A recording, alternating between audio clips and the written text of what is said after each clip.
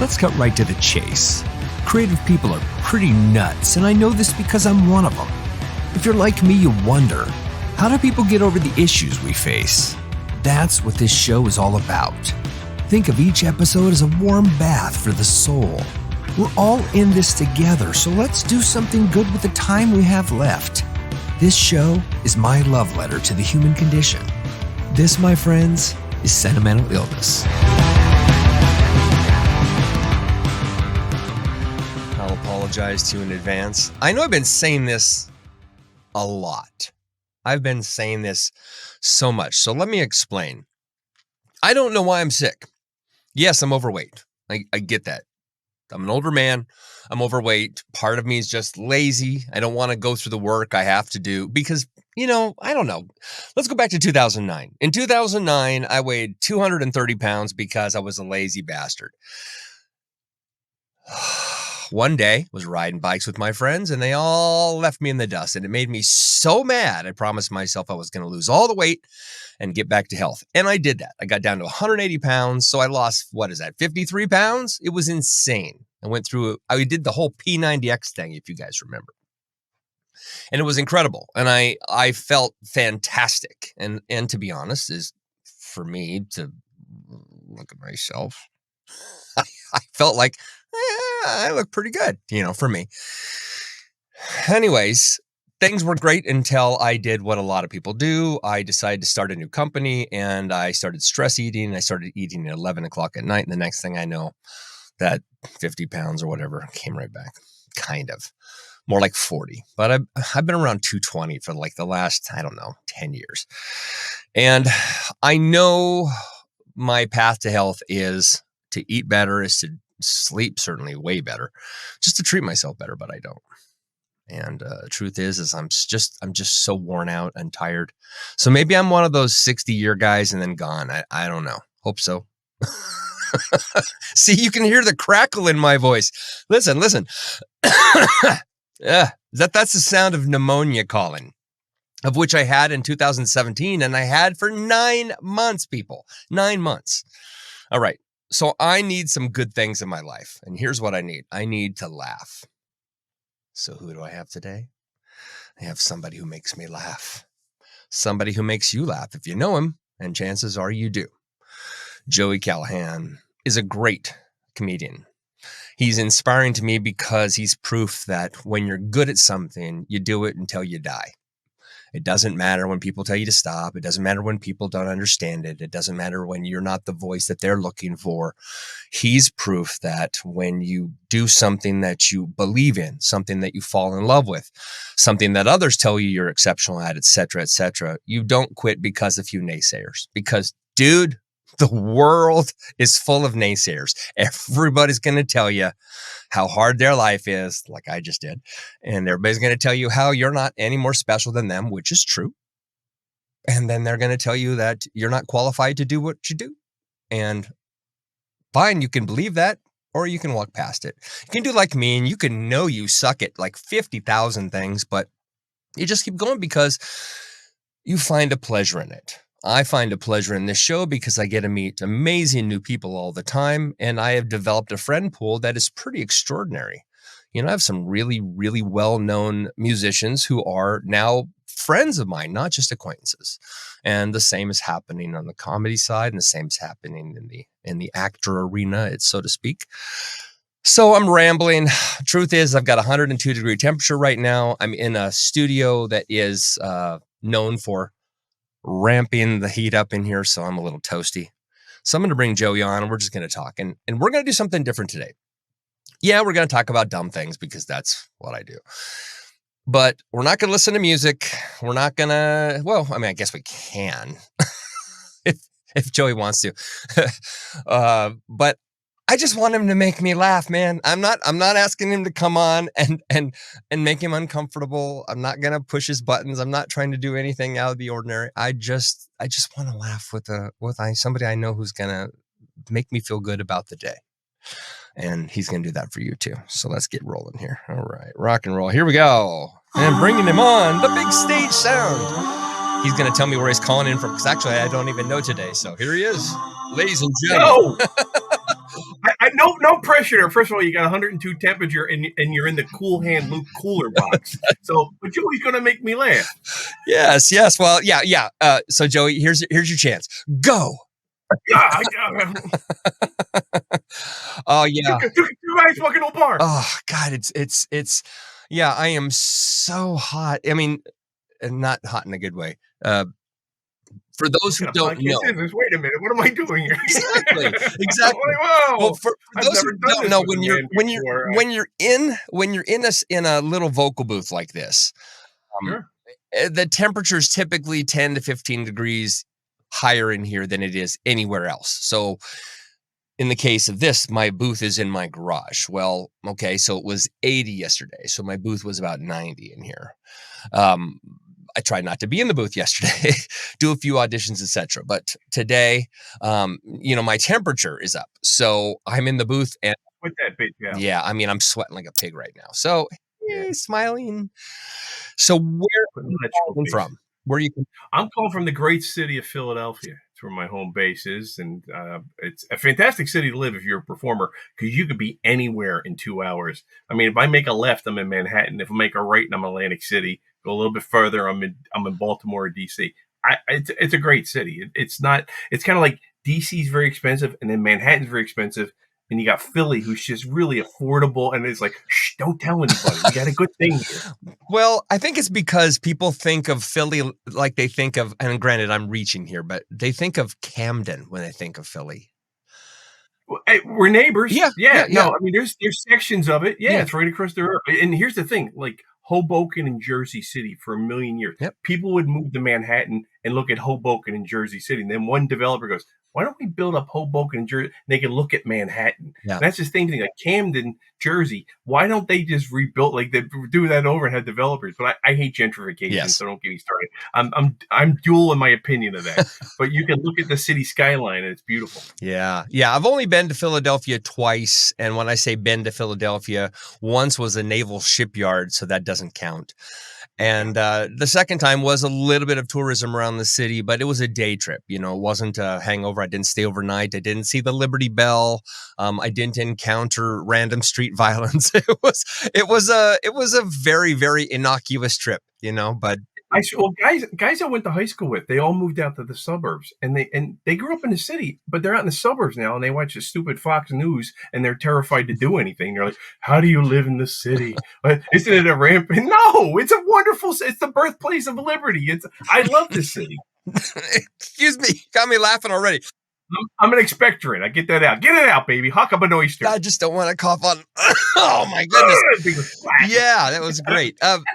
Well, people say that about Seattle now. I live near Seattle. I don't live in Seattle, but Seattle has, rightfully gotten a pretty strong rap against it for being a place where things are out of control.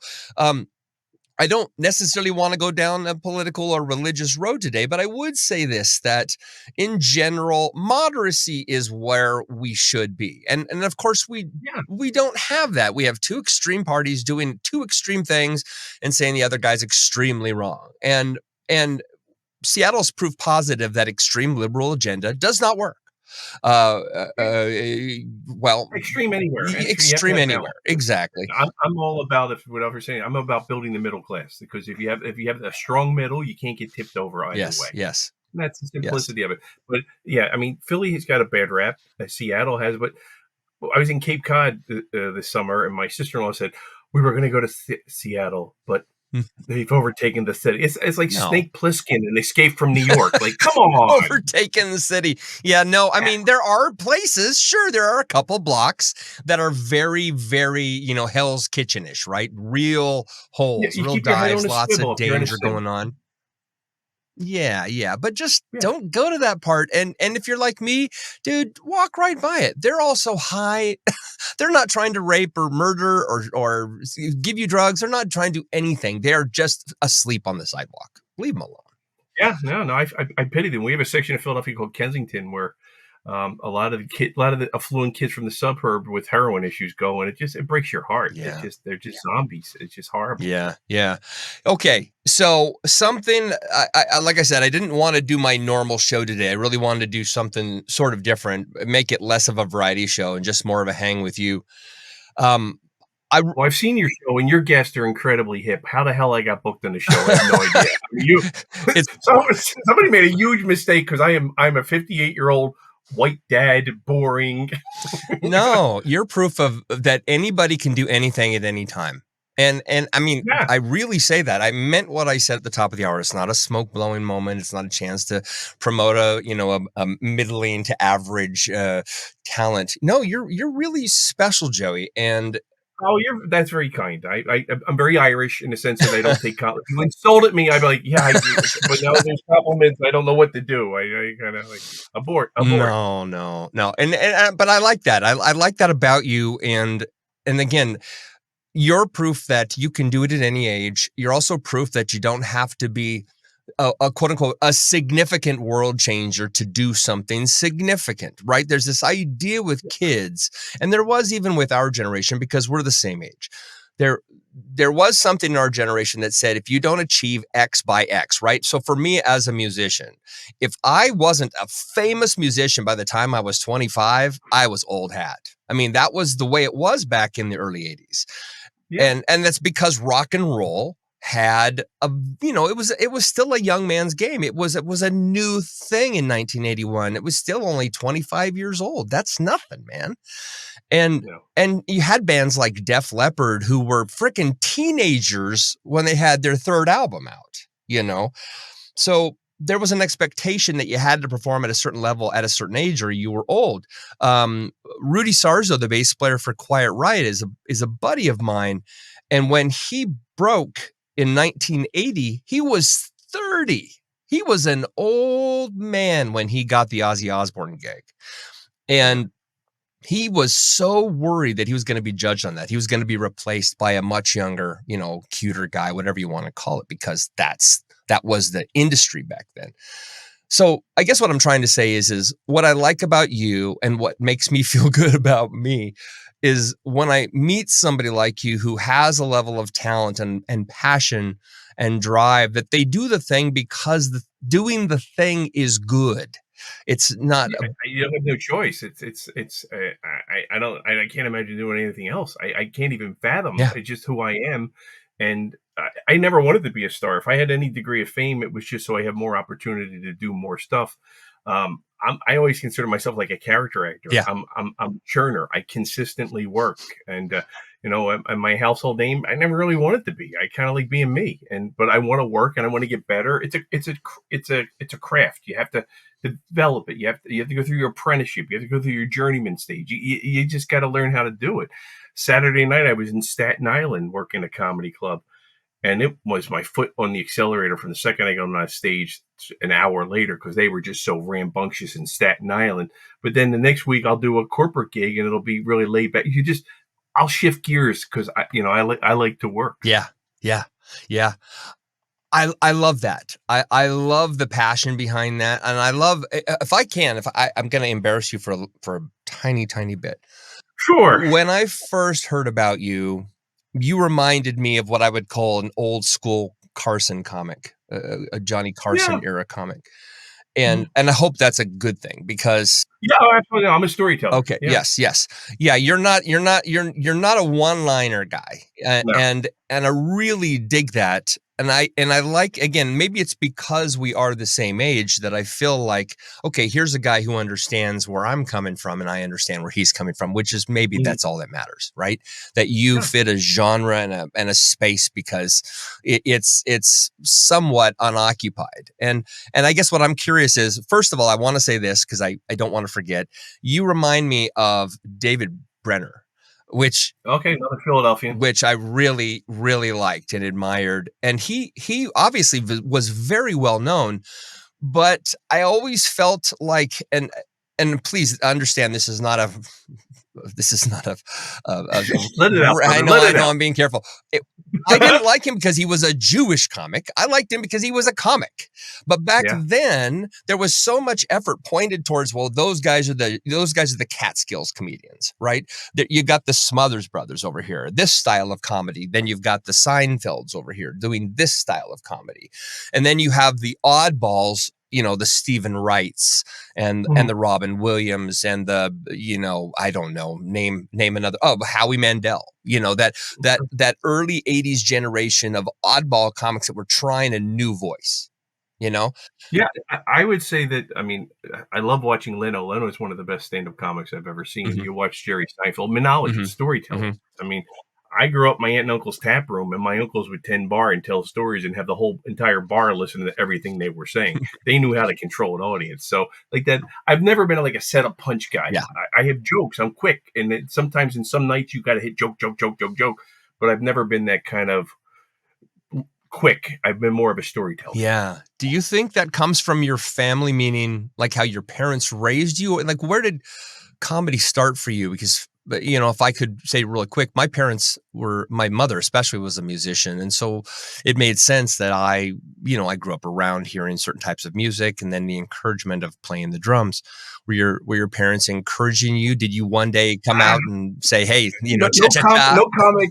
Yeah, no comic ever had a great relationship with their father. That's what I thought. So I can say. I mean, you got to promise to have him on the show to give his version of the story, but the man just did not like me, and and a lot of times too, you learn how to be funny for not to get beat up. Yeah.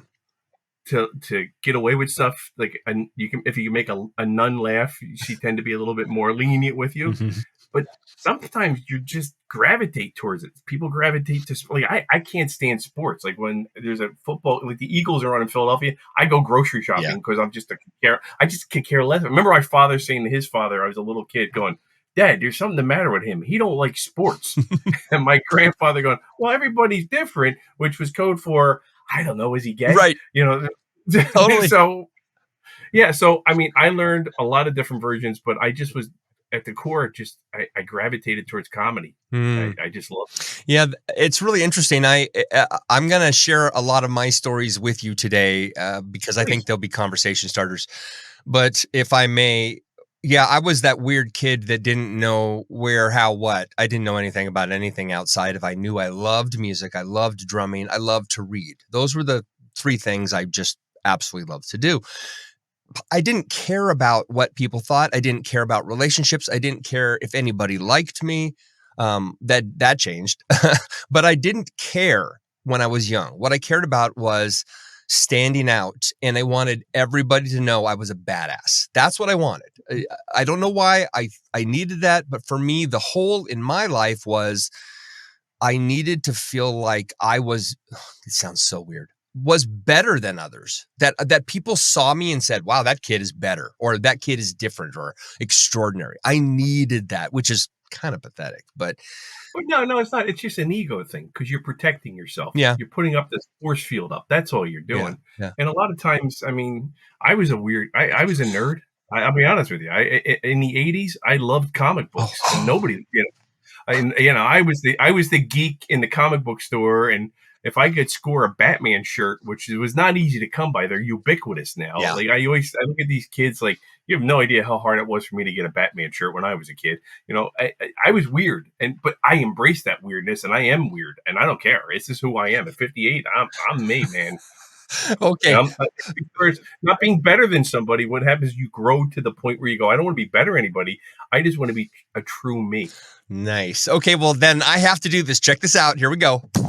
Okay, hit me. And now, conversation starters. I wasn't going to throw the conversation starters bumper in, but I have to do this because you just said comic books. Did you know that today is National Comic Book Day? I did not know that, but every day at my house there's some superhero themed. Are you serious? Let me show you something. My daughter got me. Well, first of all, in the movies, they replayed the Batman, and you could get this. Look at that. The Oh bat my signal. gosh, he has the bat. So But for people listening, he has the bat signal in his and bedroom. my oldest daughter bought me this from the 1966 Batman. Here, take the fez off. Okay. But this remember when Adam West would go in and you hit the button? Oh my God. That So, is Shakespeare, isn't that supposed to be? Yeah, it is Okay, Shakespeare. okay. That is Nice. Shakespeare. He's got a Shakespeare bust with a That head that actor. flips back so he can open up the bat cave because Yes, he's a so- badass. Because I'm a geek. Okay. So the reason I was going down that road was my father decided. So I had a very good relationship with my parents. So I'm sorry. Which is why you're not a comic. It is true. I have considered it for years, and I realized, I'm just not fast enough. I'm really not. I'm not a fast guy unless I'm dirty. And then in which case my parents and my father's passed, but I don't want to be dirty for the sake of being dirty. It's like the only thing I'm good at is being dirty. Well, I don't know. My dad wanted me to go hunting. He wanted me to fall in love with the things that inspired him. He loved to fish. He loved to hunt. He loved to boat. He loved to drive cars, and he loved to be a mechanic. He loved to fix things. He loved to build houses and cabinets. He was just that guy. Wow. None of those things appealed to me. None of them. Until I got to be 16 when he actually bought me my first car because he secretly wanted it and he knew he would get a chance to drive it every once in a while. My first car, this is no lie, Joey. My first car was a 1965 Mustang. Wow. That's my first car. That's badass. How old were you? I was 16. So 1982. Were girls just throwing themselves in the car for you with that car? Mom, turn it off, Mom. For a guy who didn't ever have any je ne sais quoi, that car provided more than enough opportunity. Yeah, I would imagine so. Yeah. It was. I actually just went to my 40th high school reunion 2 weeks ago, and that I got mine coming up. that came up as a topic. The first time we were doing things we shouldn't be doing in the back seats of our cars.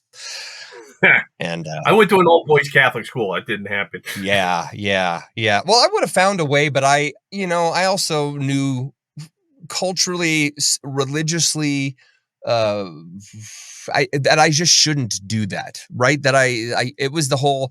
I was raised to save myself for marriage, and I wanted to have a blessed life, and I would tell you that as much as I could mock certain things, I certainly do believe that an idealized future with the dream girl of sorts, it would be best if it were not started out in some sexual way, right? To develop a relationship because of time and appreciation and care and falling in love with people for the right reasons, not just because of a 38C chest. Well, my wife, I met my wife when I was 19. She's a year and a couple months older than me. So I'm 19, she's 20. Next thing you know, I'm 19, she's 21. I'm like, wait a minute, you can buy beer and I can touch your boobs? Yeah. Sold. So true. We've been married for 33 years. So congratulations. She give her sympathy, congratulate me. So. Well, yeah, I understand that too. I'm on my second marriage, and my poor wife, who has been with me for 27 years, definitely agrees that she's the poor wife. But we're fortunate. 27 years. I was going to say, after 27 years, you're going to go, I'm on my second marriage. Like, you're test driving it. No, after 27 years, you bought it. Yeah, I do say that because what's weird is I have 6 children. And I wanted to actually go down this road because I want to talk to you about your children. Please. And your life and your, the daughter thing. I'm fortunate that over time, over the 2 marriages and over the time of just time, I was able to even things out. So I have 3 boys and 3 girls. And that's a lot, but they are separated. They're 2 generations separated by 19 years. So I've got kids in their 30s, and I've got my youngest are 11-year-old twins. So God ended on a ha. Yeah. But I don't know what it's like to be in an all-female household. I can imagine it provides great fodder for your act, but it's probably neutralizing in so many other ways. Well, like on the sitcom, the father is the idiot. Yeah. Like Yeah. that is based on all truth. In my household, I'm the idiot. Like I'm the dummy, and they have get like they circle around. They have this kind of little girl pack. Now, of my dear friend Chris, he has 2 sons, and he and his sons do that. And his wife Tara have said to me, they push me out, and they're just wherever there's a minority, they're going to be oppressed. I don't care what anybody says. Yeah. And in my house, I'm the oppressed. And now my wife and I are empty nesters now, which is just a couple months into being an empty nester. And it's a bizarre. I said, we better be careful because the last time you and I were alone, we ended up with kids. Yeah. So let's just pace ourselves on this one. But it's girls teach you so much. I like we were in Cape Cod on vacation with my brother and sister-in-law. They have 2 boys, right? They're young men, right? Mm-hmm. But I would hear my daughters and girls talk in the hallway and hear, but then I would hear my nephew and their buddies talk, and they're like in their 20s, or like, boys are just dumb. Right. Yeah. But girls are like, oh, yeah. And they're very calculating and very, very, they're great chess players. Yes. They're also, it's interesting because there's so much benefit to receive from having daughters. There's so much to learn. Yeah. I mean, granted, my wife I guess wanted all boys. Oh, well, I got to tell a great. I got to tell a great story. Please. My uncle Johnny O'Connor, who I adored, had Parkinson's. Mm-hmm. The man should have been assumed into heaven. He suffered towards his death. But when I called him up, I go, hey, Uncle John, it's Joey. I just had my second daughter. He goes, that's great, kid. All her fingers, all her toes. I go, yeah, she's beautiful. Bring her around. I go, okay. He goes, hey, do me a favor. While you're in the hospital, get clipped. I go, what? Because my family and I don't talk that way. It's like, what? Get the vasectomy. I go, what are you talking about? He goes, Joey, I'm not going to lie to you. I got 4 daughters, and then I got Parkinson's. There's no coincidence. you can't make boys quit now. That's great. That's great. No. So wait a minute now. You're not telling me something I don't want to know, right? You're not leading into Parkinson's yourself. You don't. No. Okay. Just that my uncle had it, and he blames on the fact that the exhaustion of living with all women, it just destroyed. It broke his body down. No. Oh my gosh. Yeah. I think. I mean, for me, the hardest part has always been the preteen girl thing. I mean, it's such a stereotype, but it's so true. And my experience has been all 3 of my daughters were highly unpleasurable. You know what I mean? They were unlikable is a kind way. Yeah, I know. My girls are wonderful young women, but pains in my ass. Yeah, they're just I just want to they're infuriating. Yes, is the best way to describe it. Yes, thank you. The boys were for me were Beavis and Butthead all the time, which was fantastic. Yep. They used to play a game called Butthole, where they would just run around and pull pants down and then back up into each other's faces. Yeah, I mean, they were 6, but still, they're like. Well, you know what? That doesn't leave, because last night before we went to bed, I was in the bedroom by myself and I broke wind. I went into the bathroom. I'm brushing my teeth. I hear my wife going into the bedroom, and it was like I'm waiting for it. And all of a sudden, she goes, "Did you fart?" And I spit the toothpaste out of my mouth, and I'm laughing. She goes, "This is not funny. There's something wrong with you." And so it never leaves. Yeah. Guys do the same thing. Well, you could have put the blanket over her head. I think she would have. No, she wasn't in bed. She just happened to walk in the area where I broke wind and then left to go brush my teeth for the evening. I still want to know where the term "break wind" comes from. Why was did you break the wind? Is that actually what it break the wind? I freaking killed it. So okay. So what is a normal day like for Joey? Like, you're not touring all the time. You play, you do shows here and there. Yes. I'm on the East Coast. I mean, what's your average life? Yeah, I was going to say, basically, I've started rucking, which is a new thing. I'm working with a trainer named Sean Clifford at Iowa Fitness, and I'm down 30 pounds. So one of the things he got me introducing is, like, today, I took a 20-pound weight and put it on my backpack and did 3 miles. I came back. Did the 3 S's, fed the dog. Knew we were going to do this today. I'm working tonight. I got a corporate gig tonight. Wow. I'm in Jersey, 2 different parts of Jersey, Friday and Saturday. So I tour the East Coast. I mean, for the most part, and I'll fly out and jib up and move over. I had a great summer. I was hardly off this summer, which is great because summers can sometimes be the death for comedians because I don't do cruise ships. It's not that I wouldn't do cruise ships. I just know that I could be in like Malta and an asteroid would hit my house and my wife would be alone having to deal with it. And I have an hour's worth of material. And you literally have to have 2 different 45-minute sets. And I'm sure I've got it. Yeah. But when I write a new joke, I somehow lose an old joke. So I've got this constant moving 45 to 60 minutes of material. I should be better. If I was better organized, I'd have 3 days worth of material. But I forget jokes. I just don't do them anymore. You get bored with them. I'm just not organized in that regard. So cruise ships are a bit problematic for me.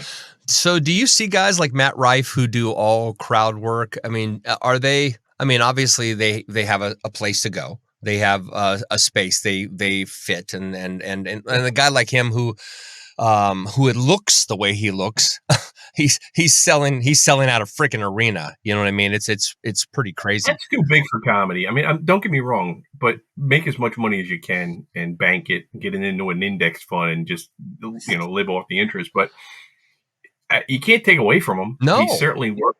And I love working the crowd. The Saturday night in Staten Island, they didn't want to hear jokes. They want you to talk. Yeah, and that's what I was wondering. Yeah. He's got that skill set. I mean, God bless him. He's living in a much bigger house than I am, but he is kind of relying. My estimation is he's kind of relying on his looks a little much, and as he gets older, these cougars who are coming out to see him are getting older. Yeah. But there's comics like if you get a chance, look up a comedian, my dear friend who passed away, Jeff Parami. Jeff Parami on YouTube. That man could work a crowd and just destroy. Like you could hear the roof shake. Wow. Basically a working comic, but never a huge star. Yeah. So I applaud what Matt's doing. I just wonder, like, work on material or work on the crowd work. Don't rely on your looks because that's all we all know as we get older. That's fleeting. Yeah. Well, you said something right now. I think that's really crucial for any artist to hear in any circumstance, in any genre, and that is this idea of why are you doing it? Because if somebody like him who is extraordinary at it at the crowd work piece. And then never able to break out as a mainstream star, right? Didn't do the SNLs of the world, maybe toured, of course, did some big shows, etc., but not necessarily became a Chappelle, right? The big, ginormous names. Why? You know what? I guess what I'm trying to say is that I'm sorry, I'm literally all I can notice is how hot I am right now. I'm so sweaty. For those of you who are only hearing this, Rob is taking his clothes off right now. It's very awkward. Oh my God. No, but I think about like doing it for what reason, right? I look at you, and again, we talked about this at the top of the hour. Being 58, I'm doing this show because I genuinely am curious about people. I want to get to know people. I want to spread what I think they are doing well with the world. People who don't know who they are as musicians or as comedians, etc. I want people to discover what I've discovered. I feel very special in the sense that I'm allowed to be on the fringes of so many people's lives. I've helped break a few bands, actually. That's awesome. Super cool. And I love that I've been a part of that. I look at somebody like him, and I'm not lumping you into this, but I look at somebody, what was his name again? I'm sorry. Jeff Parami. Jeff Parami. Here's a guy who's extraordinary, but never sort of breaks into the zeitgeist, never becomes an it player, but so good at what he did and successful at that. And that means something. It continues. You said he passed. Yes. Yeah. It continues past him, and that's lovely. I love the fact that his grandchildren, great-grandchildren, people who've never met him can go find his work online and they can say, oh, there's somebody I genuinely enjoy. You don't have to see somebody live to elevate them as somebody in your world that you thought was fantastic. And I do love the idea that a grandchild or a great-grandchild can discover your work, my work, his work down the road and say, that's my grandpa and I'm so proud of him. That's so cool. You do it not. I mean, I don't chase fame. I do it because it's like inside me. You have to. When I left college, I was going to start doing open mics, right? Yeah. And I a couple of months I didn't go. I didn't enough. I remember finally just taking a shower and just the soap was in my eyes. I finally go, all right, I'll go and open. Like it was inside this, like not to get religious, but you hear like God said to Moses in front of the burning bush, like Moses didn't hear God. It was his voice that came from inside out. That's how, without getting over dramatic, that's how I would describe. You gotta do stand up. You gotta do it. Yeah. I love too that you stopped yourself. It's funny how people do this. We say not to be religious. I'm religious. I'm not religious, but I am religious. If that makes sense. What I'm trying to say is, it's like I grew up in the church. I am not religious. I'm not the guy who walks around going, "You must know the Lord." I mean, I'm not that guy. But if you ask me, "Hey, Rob, what do you believe?" I believe Jesus is the Son of God. If you don't, that's cool. But I always found it interesting that people disclaim it. I mean, I disclaim it. I wonder where that comes from. But you know what the thing that scares me about that is, and it's okay, I guess, like whenever in my life someone said I'm a Christian, they always somehow stooped you somehow. Somewhere down the road, they would, True. But like I was taught by Franciscans, Polish Franciscans, and they were the greatest guys in the world. They didn't. I mean, you have religion in school. Don't get me wrong, but you saw it with their actions. Like they never really they didn't really open their mouths about it. And they would they would go, listen, I don't get too religious. You go, well, you are a priest, but it's kind of your occupation. But they said do it with your actions, not with your mouth, and that always kind of stuck with me. Oh, excuse me. Yes, it's true. I think if there's any one thing I've learned about faith in general, and that's all faith, but now really pointing towards the faith I have, which is the Christian faith, is boy, do we love our grace. We think grace of all the things, we're like, yeah, so we've got this sort of cool little hiccup that occurs in our religion that basically says, as long as we believe, even if we totally fuck up, we're still okay because Christ knows that, we're going to make mistakes and thank goodness for grace. So therefore we allow ourselves all the avenues of anybody who doesn't believe and say, well, at least we've got grace. So we can do all the same stupid things. And the insides of our heart should prove otherwise. And again, not to go down any deep, dark, scary path, but yeah, for people who are listening, who always say, like Rob always talks about this, I talk about it because I believe in it, but I also know that my actions they're not fail safes. I am a mistake all the time. All I do is make mistakes, but I don't claim that I'm better than anyone else. I'm just a dude who happens to have faith, and past that, don't lump me in with anything because I'm an idiot. Well, a buddy of mine that I grew up with, he's now belongs to some church. I call it the Our Lady of the Screw Up My Parking because it's down the street from me. And when they let out on Sundays, they're going down my street like Mach 9. I'm the crazy Catholic in the corner. Slow down! Yeah. Right? So he just goes to me. We're in a barbecue, and he goes, "Where are you going to go when you die?" I knew what he was doing, right? And I go, "All right, Chris, this is where I want to go. I want to go wherever Anne Frank and Gandhi is. That's where I want to go." and you can just see it in his face. He was like, "Oh, he outwitted me." Yeah. And I'm like, I go, just have a beer and let's clock out, okay? Let's clock out and just be you. Yes. Okay, I get what you're doing, but just be you. Yeah. It's a tough one. I have friends like that too, who just, they're like, no, but, and I'm like, quit the but part.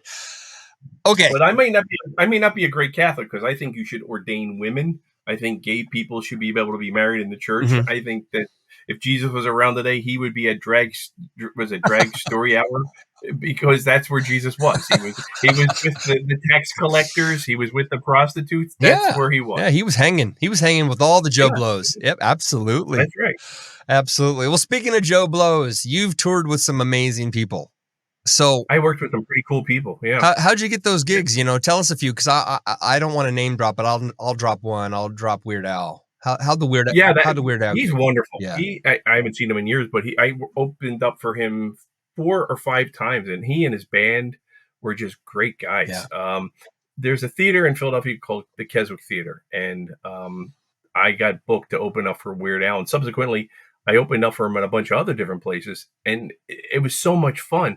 And it's cool because you got to be clean, and I'm by nature a clean comedian, because I find that by being clean you can work more Yeah, places. of course. But when there's little kids in the audience and parents, they don't want to hear filth and crap. They want to be funny, and they really want Weird Al. Yeah. So I learned a trick. When you open for somebody, I would say, "Hey, who's here to see Rob?" And the whole audience goes nuts, right? And I go, "Well, who's here to see me?" And people just start clapping. "Oh, you're a bunch of liars!" And then there was a comedian, I can't remember his name.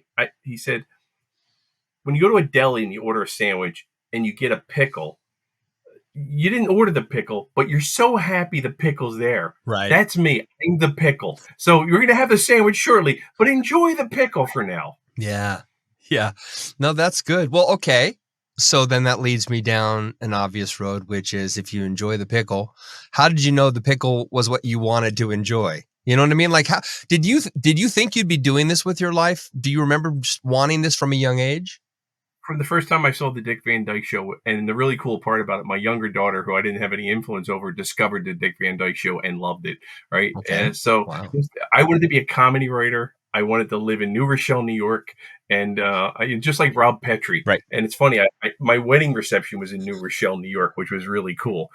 How life is a circle. So no, I remember sitting at my aunt and uncle's bar, at the bar, watching an old black and white TV and watching comedy and just loving it. Yeah. So and then to see it kind of like workplaces, I think to myself, thank God I'm working. I'm overjoyed. Like, my favorite comedian, I would have to say, she makes me laugh. And if you don't know who she is, Kathleen Madigan. I do know who Kathleen Madigan is, and she's awesome. She's probably one of my, and I like to consider myself very much in pace with her, how she tells a story and talks about her Irish Catholic family. Years and years and years ago, like in the late 80s, I think it was, Bill Engvall was headlining the Funny Bone in Philadelphia. And I did a guest spot, and the MC was a girl from St. Louis who drove all the way from St. Louis to Philadelphia, and it was Kathleen Madigan. And I remember her doing material about her family. I'm like, I remember listening, going, "Oh man, I think I'm related to this girl." Wow. Like the stories about getting invited to an interfaith marriage between a Catholic and a Christian, which it makes me laugh. I go, "Aren't you both Christian?" But how her family were sneaking booze into this wedding reception that didn't have alcohol, and they're outside the church smoking. I'm like, "Oh my God, I think she might be a cousin." Yeah, for real. And probably is, actually. Probably. Her family's probably much better than my. The Callahans and the O'Connor side on my side. No, it's so true. So you opened for Weird Al. Did I read it correct that you opened for Dionne Warwick before? I did. I'll give you that. I opened up for it. So now it's getting to the point where I look at people that I opened for and what dead, not dead. No. It's BB King, who was a wonderful man. Wow. Dionne Warwick, the Smothers Brothers. I was in my dressing room with my buddy Rob, and I get this knock at the door. I open up. It's Tommy Smothers. Wow. And they go, "Hey, are you the opening act?" I went, "Yeah, hi, I'm Joey Callahan." They go, "Hey, listen, Joey, we got all this food in the other room. Don't sit here by yourself. Come join us." And I'm sitting there eating a sandwich with Tommy and Dickie Smothers. Oh, that's it was awesome. Yeah. I saved the Temptations. I saved the lives of the Temptations. So let me explain. The Keswick Theater has the stage, the dressing rooms are upstairs. So I just opened up for the Temptations. I had a great set, and I'm at the bottom of the steps, and I look up and I see the Temptations coming down the step, and the last Temptation points at me and goes, "Funny stuff, little brother," and he trips and knocks all the other Temptations down. And I literally stood at the base of the steps with my shoulder, and I braced them. Nice. Did they write you into their will? There was a lot of appreciation. You haven't lived until you high-five the Temptations. Yeah, that's rad. Well, okay, so you save the Temptations, but I'm actually looking for something a little different right now. So I'm going to ask this question. Please. when you do these bigger acts, I mean, Mhm. when you work with, you're obviously in front of their audience. And Yeah. I've heard time and time again that being a comedian, like I know Craig Gass, and Craig has opened for like Metallica and Alice in Chains, these big metal shows, and people are like, "Get off the stage, dude." You know what I mean? Right. They just he's funny, but they just can't stand it. And I'm wondering, does the audience always betray you at those shows? Are they just kind of, are you just literally time filler, or do you find that you grow your audience from those shows? I like one of the nice things at my level is I've got the skill set, but I'm not so well known that I have to earn my laughs. I have to. It's like sharpening the knife. Right. You gotta go out there. You know what you're doing, but you got to prove to them that you know what you're Right. doing, and it keeps you sharp. So it paints you into the corner. I've always opened up for people in theaters. I've never done like arenas, so I can't really speak to that. Yeah. But I've always been very charming. I think I did open for Foreigner, Wow. and and that was like the first, what I would say, like a rock and roll audience. Mhm. That at first I could hear in their voice, like, to get, and I got them all, like I knew I got them, and that was like really really cool. And so, but it could go, like I always say, stand up is like the guy who walks into the lion cage as a lion tamer, and he acts with this authority, and the lions listen to him because he just carries this energy of authority. At any time, one lion could say to the other lion, if you distract them, I could come in. We could just kill him. We could be. He could do whatever he wants and yell as much as he wants. We're lions. We could freaking eat him. And that's what stand up is. When you go up in front of this audience and you got to kind of crack the whip. Yeah. That's really interesting. I love how you put that. Let me sort of backtrack here for a second. Sure. I I don't want to make this about me, but it is important that I Oh, it's your show. well, but I want to address yeah, but you're on the show. You're my guest. I I do this show because I need it. I know that sounds weird, but for me as a former performing drummer, Mhm. the need to be heard and seen and appreciated, whatever you want to call it, loved, admired, awed, whatever it is, I needed to feel like I was somebody for somewhere. You know what I mean? That I mattered for somebody besides my wife and my kids.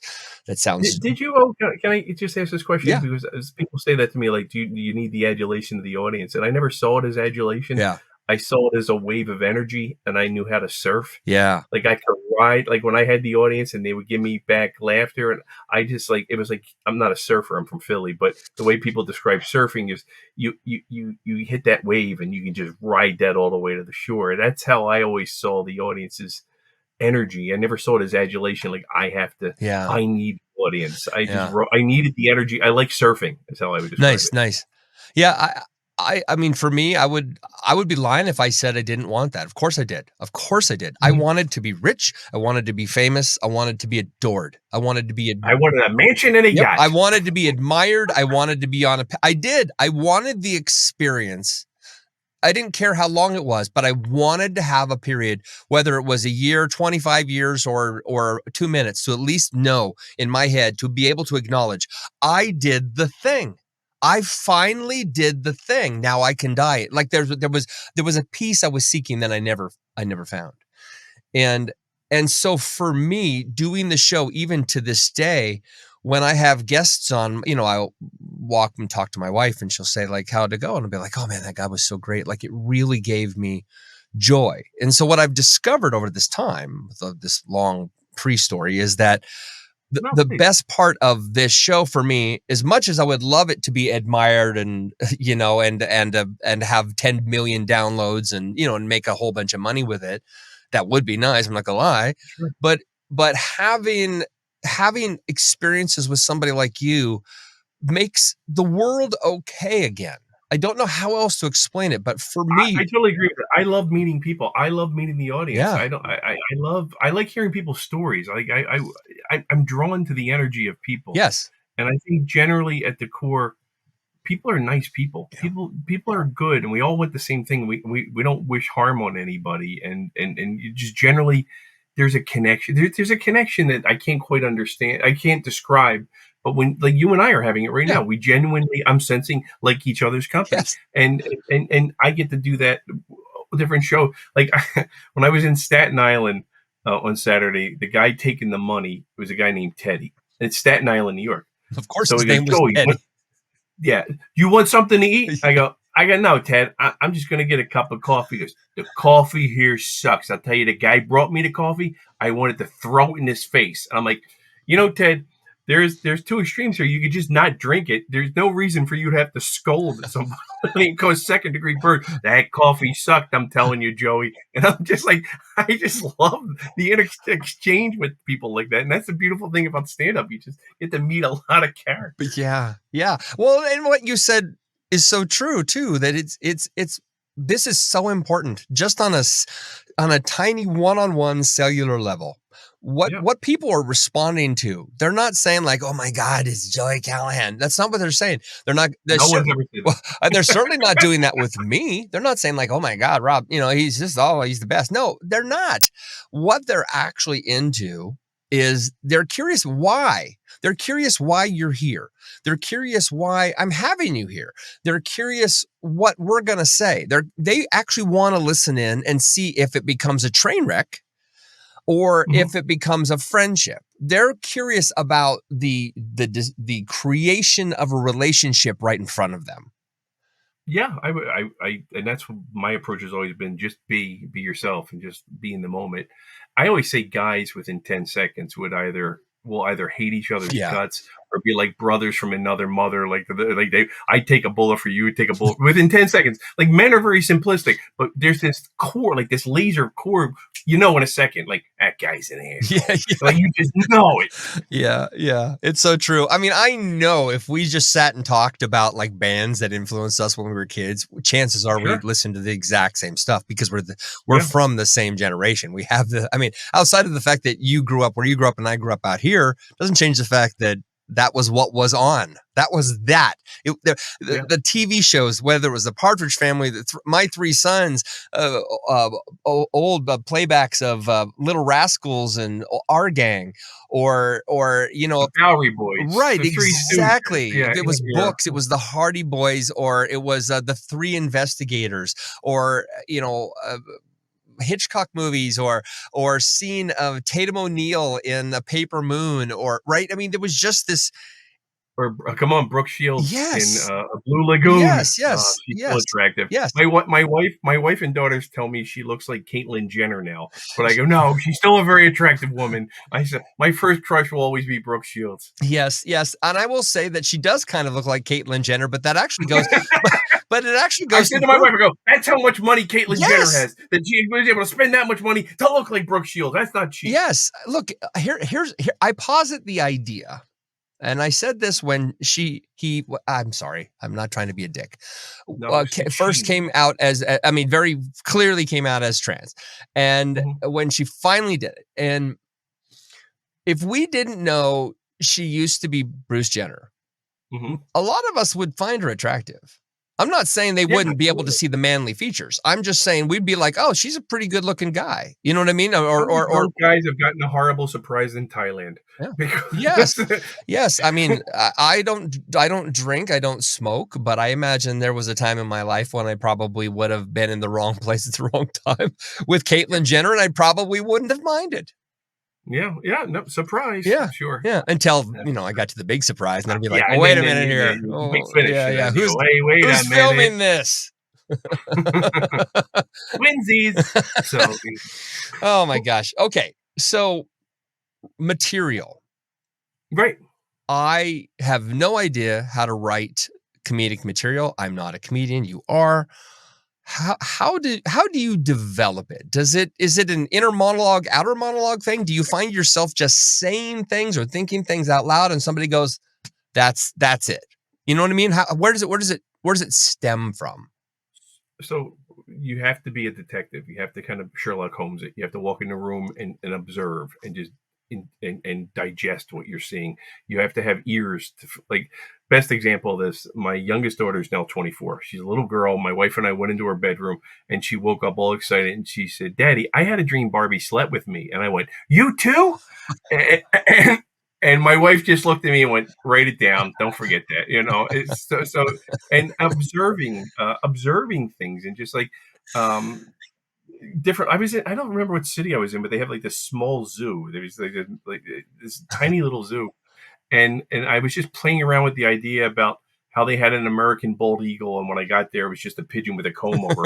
So you play around with things, and you have joke ideas, and you keep a note. Like Google Documents are just wonderful because you just kind of like spit these ideas out and you develop them. But my co-writer, the person who helps me write, is the audience.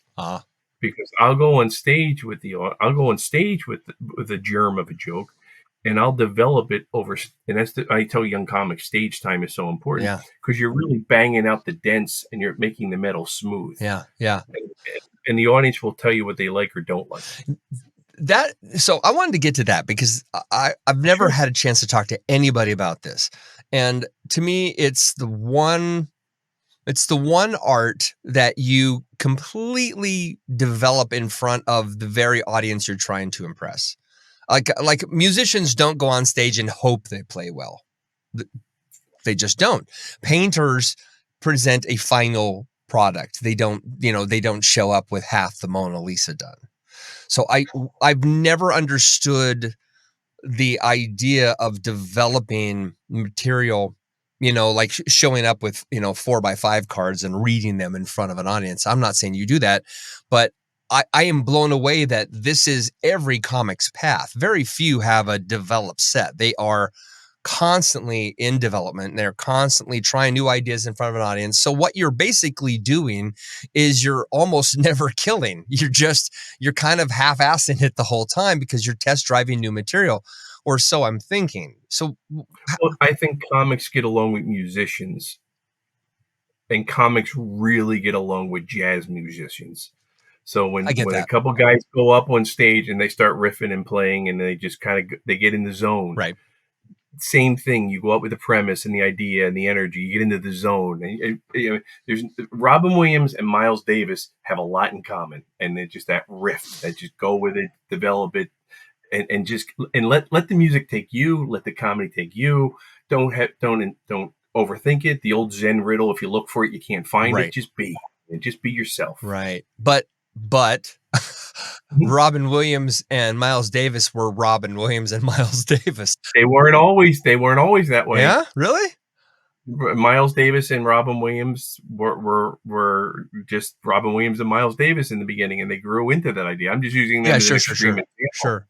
Any jazz musician or any comic Matt Rife on stage working the audience. You get in that zone, man, and you just kind of it just stuff comes out of you, and you'll say stuff and go, where the hell did that come from? Yeah. Like I've had ad libs on stage that are now part of my act that were just ad libs, but I swear to you, go back to religion, it was divine intervention because something came out of me that I'm like, I have no idea how I was able to come up with something that quickly. Yeah. Well, I do believe, without getting all the religious stuff, I think there are things that are parked in us. I mean, they just flat out are. There are moments there that our lovely creator wants us to share with others and implants them with us, and however we see it, I guess, is irrelevant. But I do like the idea that things just magically pop up. And and they seem to not even have your voice on them, right? That they seem to be, and I'm not saying you, but I mean in general, the general you. When we all encounter something like that, it's like us times 1,000. Why is that so good and so smart and so quick? I didn't come up with that. How did that happen? Yeah. And how did it take the best parts of my voice and amplify it? Because now people expect me to be at that level all the time. That's terrifying. See what you just did there? Yeah, but see what you just did there? There's that moment when this divine wit came out of you. Yeah. And then afterwards you thought about it. Oh, how am I going to do that again? You're not. Yeah. You just got to go. And it's feel the force, Luke. Feel the force. Don't try to force the force. Feel the force.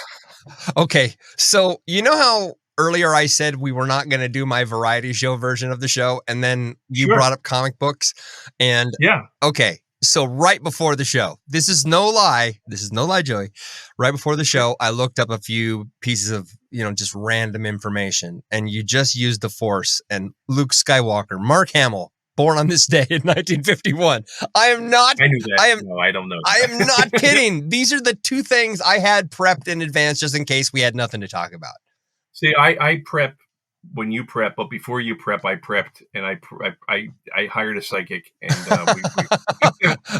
oh my goodness! I called Miss Cleo. Is Miss Cleo still alive?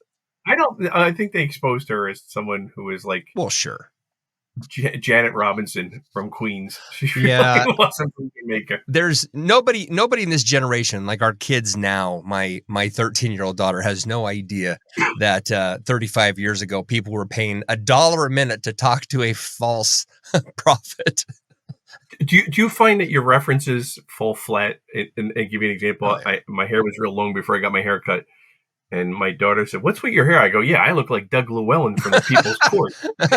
Yeah, Doug Llewellyn. There you go. You have to, but you have to have been. I had no idea who I was talking about. No, yeah, of course, all my references fall flat, with the exception of talking to somebody like yourself. Although I would like to think I try to stay fairly in the know, but that's really just on the music side. You know what I mean? I still listen to a lot of modern music. Past that, I don't know anything about anything. I'm kind of an embarrassment. We all are, man. You just go. You carry up. You try to be a good person, and you try not to look stupid. Yeah. Do you? I'm convinced though. There's two voices in your head. There's the voice that is you, and then there's the voice who's somehow off to the side going, "You're an idiot." Yeah. And the trick is not to listen to that voice. Yeah. Wow. See, now I feel like I have to go down this spiritual road. Sure. I do think that we are in a constant battle against, well, I don't even know what the terminology would be, so I'll just use the biblical terminology. The powers of the principalities of darkness. I do think we're in a constant spiritual battle. And I think that in a sense, we do have a good angel and a bad angel hanging out with us all the time. That's right out of Catholic school right there. The good angel and the bad angel. Yeah. Who are you going to listen to?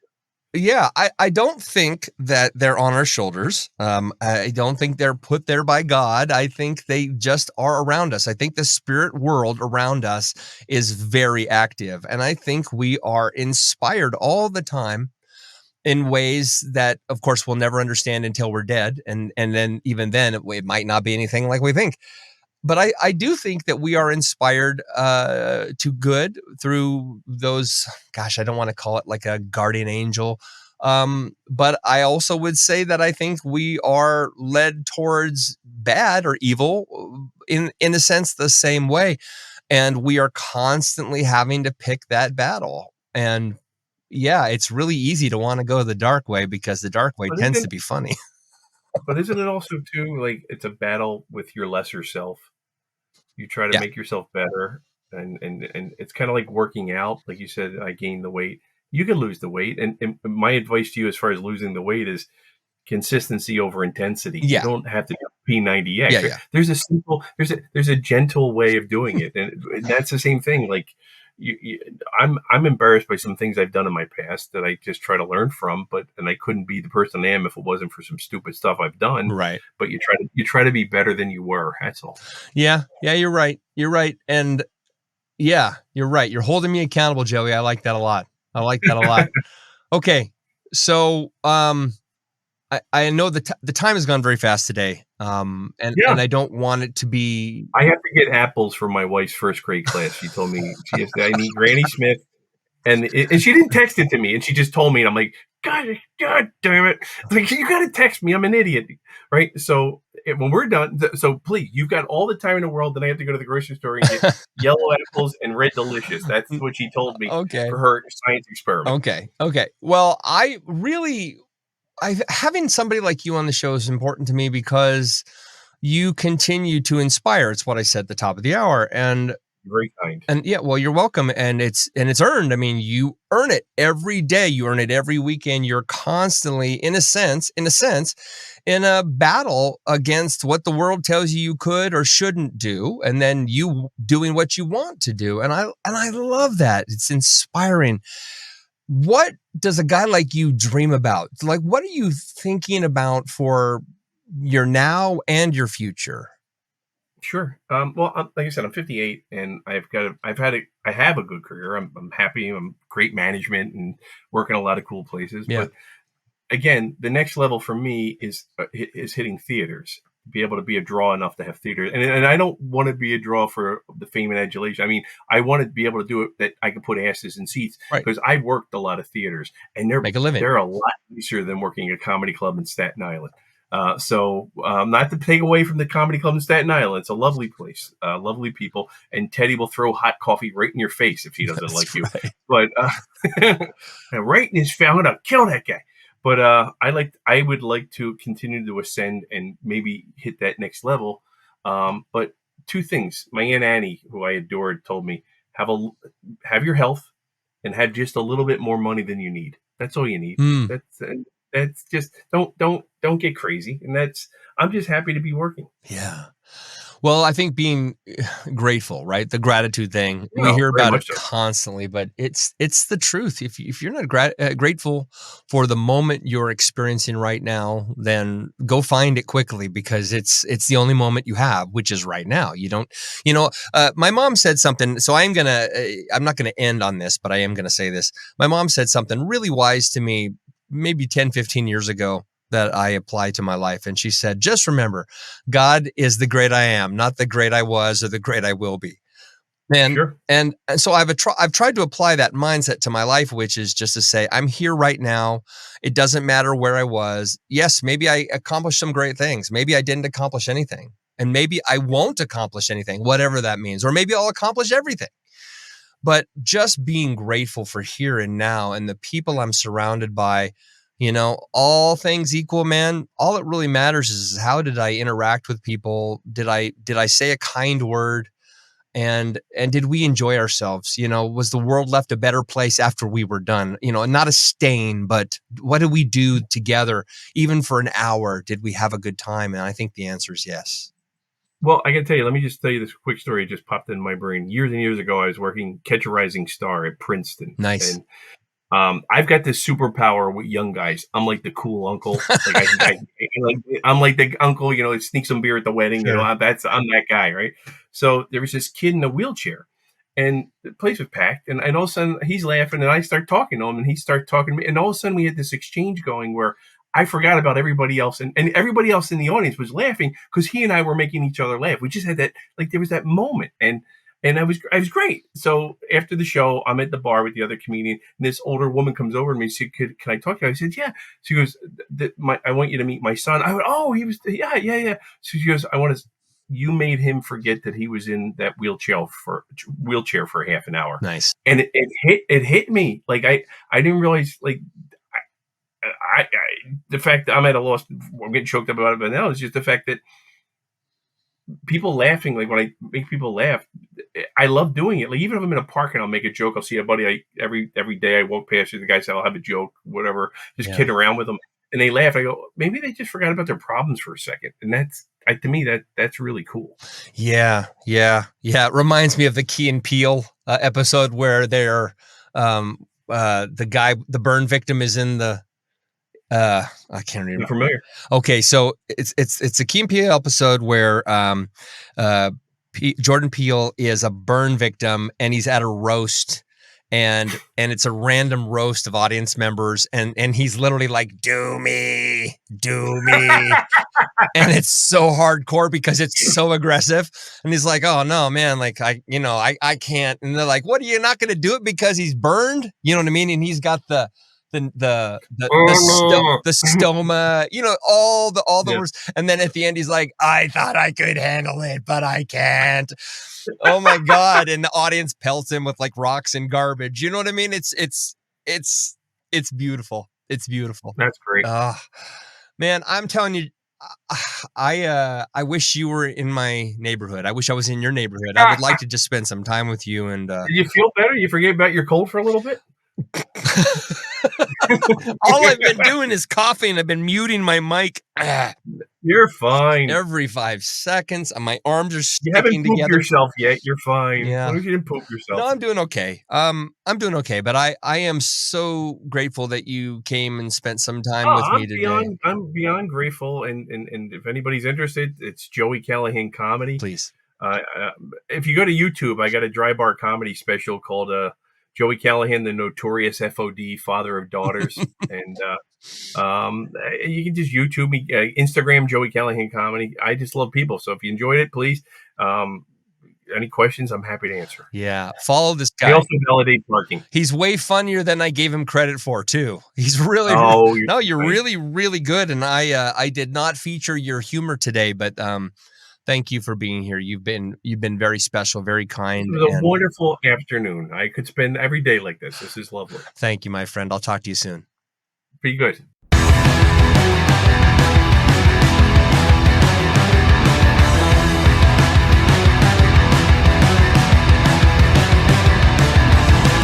You've been listening to Sentimental Illness with Rob Leland. Our theme song, Machine, has been graciously provided by Harris Heller. Don't forget to subscribe to the show wherever you get your podcast media. You can directly support the show on Patreon as well, where you can find us at patreon.com/This is Sentimental Illness. It also helps us a lot if you rate the show online, so jump out there and give us 5 stars. And lastly, always remember, your mind will overthink everything, but your heart can never love enough. See you soon.